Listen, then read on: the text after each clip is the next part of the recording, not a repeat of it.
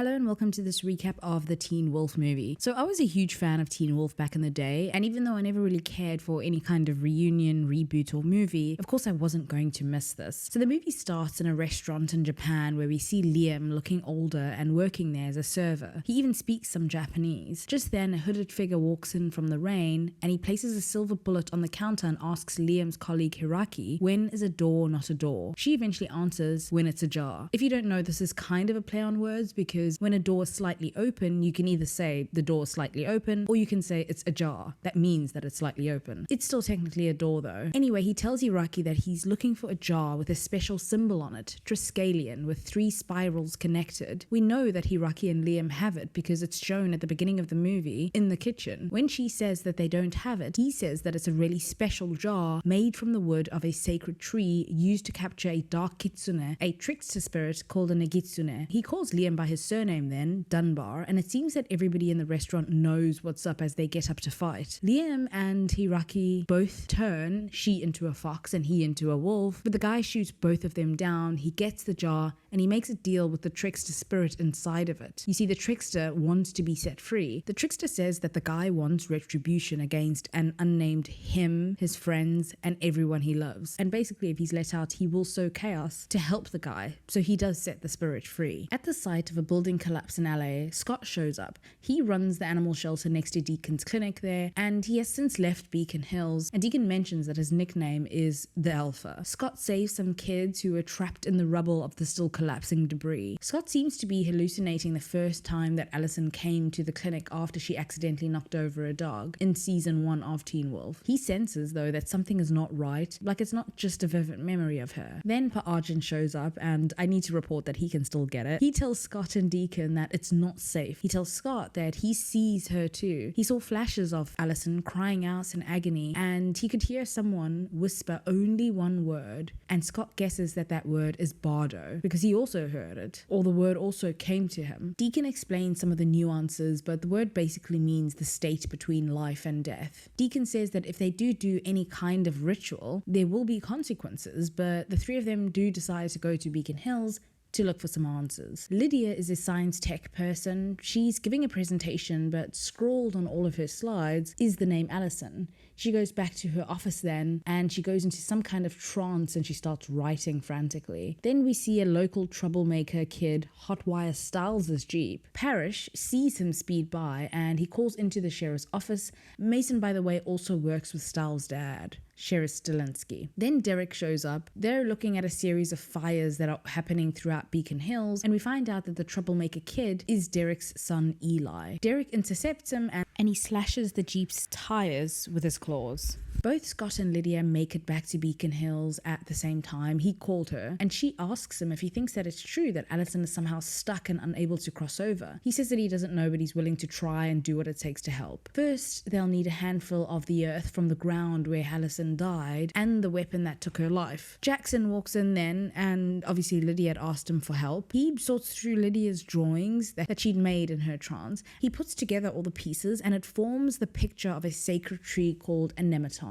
Derek and his son Eli talk, and well, Eli is kind of sulking a little because he just wanted to go to the game and he doesn't really want to talk or open up to Derek, who's just trying to understand him. Eli's also having some issues with his werewolf gene. He's struggling to turn into one. Parrish and Malia are hooking up and there's some nudity there. Both of their bottoms are shown, so it's a little bit more grown compared to Teen Wolf, the TV show, but nothing extreme. Just as they're about to talk about what's going on between them, are they in a relationship or not, Lydia texts Malia saying that it's urgent, so they all meet and all 3, Lydia, Scott and Malia, go looking for the nemeton. Deacon is suspicious of Argent and he asks him if he's made any trips to Japan recently. He tries to riddle Argent and this works. He eventually gets the Nogitsune out of him. So I remember Mason telling Kira in one of the seasons that Japanese people often answer the phone and say hello twice because that somehow confuses a Nogitsune. That's how you can catch on that you might be talking to one. This might be one of those things. Riddles in general are kind of the Nogitsune's thing. thing though. Scott tells the others that someone has been following them, and it turns out to be Eli. He says that he sometimes stumbles upon the Nematon when he sleepwalks. They do find it, and suddenly there's a supernatural gust of wind and the Nematon swallows the sword. Nothing else happens though until the tree starts having light spill out of it and Allison appears asleep on the tree stump. Strange, since she was cremated. The Nogitsune spirit finds its way into the Nematon as well, and it takes on a corporeal form, you know, that bandaged soldier. Scott's mom says that Allison's vitals are all normal for a woman who has been dead for 15 years. Eventually Allison does wake up and she's a little bit confused with some voices in her head, and she manages to escape the hospital. She fights a few people on the way out, including Scott. She doesn't know who he is. The Nogitsune makes it into the local sheriff's station, and it tells one of the deputies that he's a kitsune, but he doesn't know it. The Nogitsune tells him that he wants his tails and manages to get them. The Nogitsune also tells Allison that it's time to kill Scott McCall. She doesn't trust it, but then it appears in the form of her mother, which manipulates her into wanting revenge for Scott destroying her family. Derek gives his son a pep talk. He's been struggling on the lacrosse team, and just then Allison attacks. She manages to get him with her arrow, and she follows him as he crawls across the school hallway, wounded. As she's about to go in for the kill shot, Liam and Hiraki save him. Scott watches him bleed out and tries to help, but Derek passes out. Liam tells Scott that it's not just Allison, but the Nogitsune are coming. Amalia explains that Eli passes out when he turns, when he sees himself change. The Oni, who are now here, because the Nogitsune managed to get the tails, vanish Mason in front of Sheriff Stalinsky, and as the Oni are about to get to Sheriff, Parrish saves him. Peter Hale also makes an appearance at the house, and he helps heal Derek from the wounds Allison gave him. Scott rescues Eli from Allison, who wants to harm him as well. He also helps Eli heal himself as werewolves can. In saving Eli though, Scott gets poisoned by Allison's wolfsbane coated arrow. Liam and Hiraki fight some of the Oni, but she gets a sword through the heart and he is attacked, and they're both vanished. Eli also gets got. Deaton and Sheriff Stalinsky also get vanished by the Oni, and then Derek, but not before telling Eli to remember who he is. Lydia, Jackson and Malia go and check out the first burn site, and Malia mentions that they do know how to kill the Oni. The only way that they can do it is silver. Jackson and Lydia discover that burned rowan trees, which are the trees that keep on being burned down, become mountain ash. So someone has been creating a whole lot of mountain ash. Remember, if you line an entrance with some mountain ash, supernatural creatures just can't pass. She also believes that it's the same person who started the fire all those years ago that killed Derek's family. Allison and Scott are still fighting. He's bleeding out as the wolfsbane poison spreads. He's trying to get Allison to remember who she is, that she isn't just a werewolf killer. She's having an internal battle. The Oni want her to take revenge, but she's starting to doubt that that's the right thing to do. Eli and the others make it to this illusion world where they're taken by the Oni. Everyone who is vanished by the Oni end up there. Scott is looking rough, and he tells Allison about how she died in his arms. She doesn't believe him at first, but he finally does break through somewhat. He shows Allison a photo of one of their dates, and she starts remembering and realizes that the wolfsbane is going to kill him, and it's not what she wants. So she helps burn the wolfsbane out of him using a flare, and Scott roars so loud that Derek and Eli hear it on the other side. There's no time to really remember more though. She says that she needs to go and find her father, and he tells her, Scott, to be careful, and he admits that he's still in love with her. Someone has placed mountain ash all around the high school, and Parrish is the only one who can break it. It's Harris, the chemistry teacher, who is behind all of this. He wants revenge for the kids basically ruining his life. Derek then tells a story of how once when Eli was a child, his life was under threat, and Derek instantly changed in front of Eli, changed into a werewolf, to save his life. And for a while afterwards, Eli couldn't look at him. He was traumatized by what he'd seen his father turn into, and this is why Eli is afraid to turn. Harris is trying to force Lydia to remember something, and she eventually admits that she broke up with Styles because of a dream. In the dream, she and Styles were at the scene of a car accident. They'd been thrown from the car, except he, Styles, wasn't moving or blinking. Lydia kept having this dream, and over time, she didn't know whether it was a dream or a premonition. Her thinking was that if she wouldn't be in the car with Styles, this accident wouldn't happen, so she seems to be saving his life, keeping him alive by staying away from him, if this was indeed a premonition. Eli eventually joins the lacrosse team and he scores. Allison is reunited with her father. Shortly afterwards, she disappears into the Oni illusion world with Scott and Eli. Lydia wails because she's a banshee, remember, and not only does this wipe out the Oni, it jolts Allison's full memory back and she remembers everything. The Nogitsune is still not done. Scott guesses that the move that wins the the game is if he dies in Allison's arms this time, the Nogitsune wants Allison to shoot arrows through Scott's heart, and that will mean that everybody else will be saved. Of course, Allison doesn't want to kill Scott, but she has to,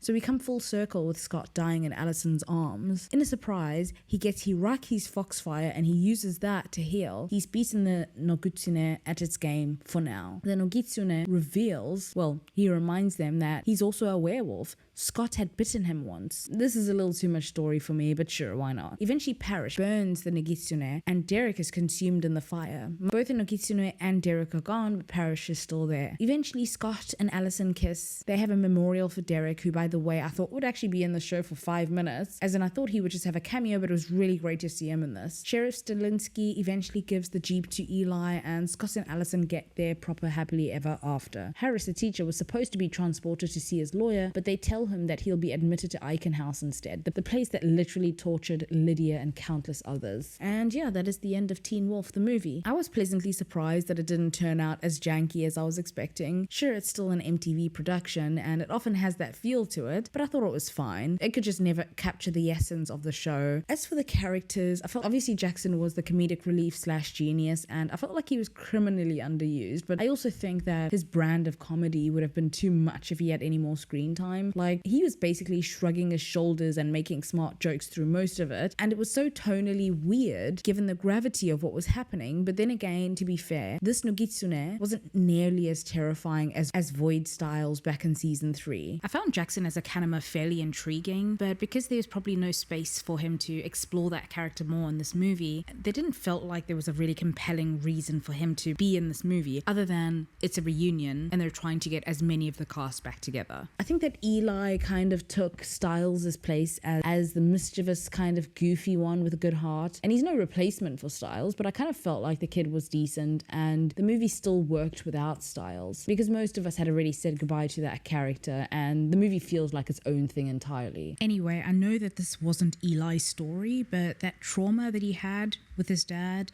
him being unable to turn, there's a good story there if there would have been more time to explore it a bit, which of course there wasn't in the movie. Liam, see, now I thought that he was going to be the lead in this movie. His opening scene was a lot stronger than Scott's. I thought that they were gearing up for him to take that mantle on the show already, and because he is in the opening scene of the movie. Scott was fine. I remember on the show he had some really strong moments, but he was never really the standout, even as a lead. I've always liked how good and likable he was though, and in the movie, again, he's a very competent lead. So yeah, he's good, even though you're not really tuning in for him. Allison's return was, well, it wasn't a surprise obviously because I saw the trailer. I remember hating that they killed her off back when it happened because I really enjoyed her and the Argent storyline, but the show did go on and also had like some great moments and seasons without her. I wasn't really desperate for her to be in game with Scott, but it was nice to see them together in the end. It was really sweet. Malia and Parrish, I mean, sure, I've always found her deadpan, innocent inappropriateness in social situations kind of funny. It was just more of the same of that, to be honest. Mason, at first, it didn't make sense to me that he worked for the sheriff's department because he was the kind of smart that would be at MIT, but he was always really good at helping solving the supernatural mysteries, and he's a really solid human character, the Matt Donovan, if you will. So I remember when he first came onto the show, I found him a little bit too eager and a bit irritating, but over time I grew to like this character. He was so smart and he was part of the pack.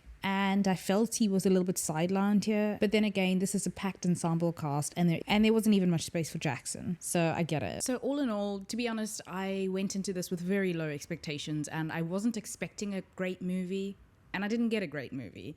Still though, it was quite fun to watch and it was fine. Anyway, if you have seen it, feel free to share your thoughts and thank you for watching.